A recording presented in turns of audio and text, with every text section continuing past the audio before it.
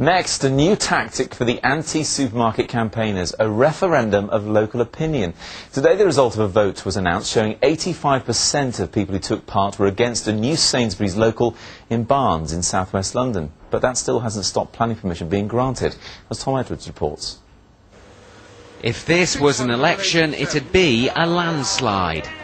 Votes against the Sainsbury's store, 4,062. In an independent referendum, 85% of those polled said they didn't want a Sainsbury's store in Barnes.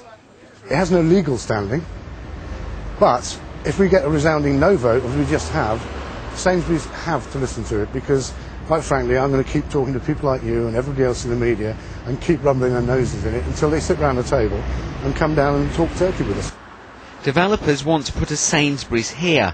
Campaigners, though, believe it'd impact small traders that make Barnes special. Traders like Bharat Armin, who's worked here for 20 years. It will have a serious effect on our business because they will be selling newspaper, magazine, most of the groceries, everything, so it could even put us out of business in the long term. Local concerns like that are being ignored, say campaigners, in a system that favours developers. This site already has planning permission, granted on appeal.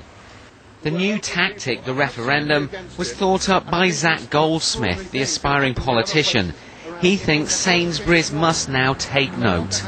It has been a very fair process, and I think for them to ignore it, I think would be PR suicide. I think they will, by the way, accept the result. I think they have to accept the result. And if they do, they'll be opening up a new chapter in the relationship between big business and communities. No one from Sainsbury's was available for an interview today, but they did give us a statement. It says this development has already been subject to a rigorous planning process, including a public inquiry. It also says it's received messages of support from local residents. And some here believe the referendum itself wasn't comprehensive. The area that is 10 minutes around that area includes a lot of houses that were not included in the vote, and some of the houses that were included in the vote are well served by local shopping facilities at the moment.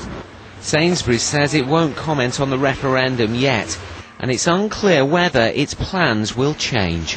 Tom Edwards, BBC London News.